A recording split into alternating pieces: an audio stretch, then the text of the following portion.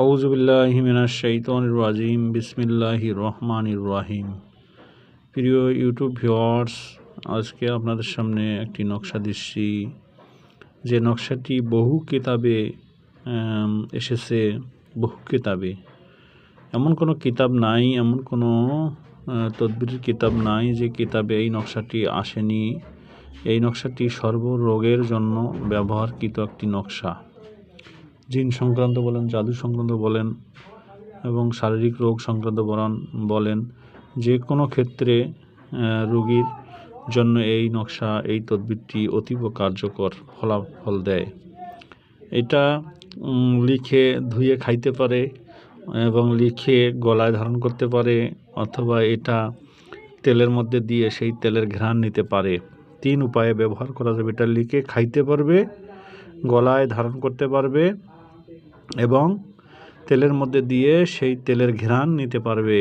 এবং সেই তেলের মধ্যে সরিষার তেল এবং আতর মিশ্রণ করে এই নকশাটি দিয়ে দিবেন, সেই ঘ্রাণ রোগী নিতে থাকবে যদি জিনে ধরা হয়।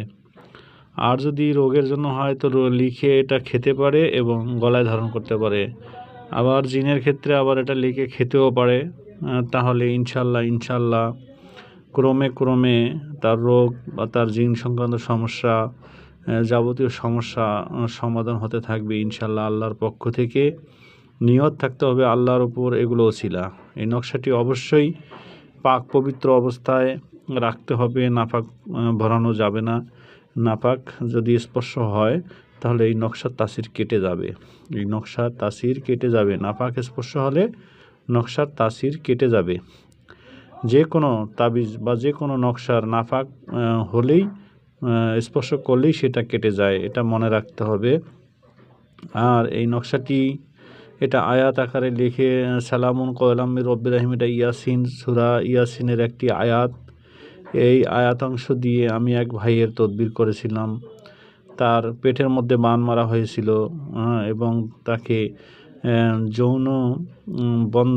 যৌনক্রিয়া বন্ধ করে দিয়েছিল কোনো এক তান্ত্রিক কবিরাজ, এবং তার পেটের সমস্যা হয়েছিল। এই তদবির দিয়ে, এই নকশা দিয়ে এবং এর আয়াত অংশ দিয়ে তার আমি তদবির দিয়েছিলাম। সে ভাইটি সুস্থ থেকেছে বা সুস্থ হয়েছে ইনশাআল্লাহ। ওই ভাইয়ের বাড়ি হলো পঞ্চগড় জেলা। সেখানকার এক ভাই, ওখানে ওনার বাড়ি হলো ফুটকিবাড়ি, পঞ্চগড় ফুটকিবাড়ি। সেখানকার এক ভাইয়ের এই তদবির দিয়েছিলাম, সে উপকৃত হয়েছে। আপনারাও এটা ব্যবহার করে দেখতে পারেন। সকলে ভালো থাকবেন, সুস্থ থাকবেন। আমার চ্যানেলটি ভালো লাগলে অবশ্যই সাবস্ক্রাইব করবেন, সাথে থাকবেন, পাশে থাকবেন। বিশেষ করে এই নকশাটি যখন গলায় ধারণ করবে তখন এখানে নিচে রোগীর নাম লিখে দিতে হবে। যদি পুরুষ হয় তাহলে ফলান বিন ফলান, আর যদি নারী হয় তাহলে ফলানা বিনতে ফলান।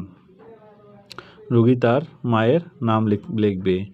আর যদি পুরুষ হয় তাহলে সেই পুরুষের নাম এবং তার পিতার নাম লিখতে হবে। তো ভাই দোস্ত, এই নকশাটি আপনাদের সামনে দিয়ে দিলাম। অনেক কিতাব এসেছে, এটা পরীক্ষিত। আপনারা ব্যবহার করে দেখতে পারেন। ধন্যবাদ। সকলেই ভালো থাকবেন, সুস্থ থাকবেন। আল্লাহ হাফেজ।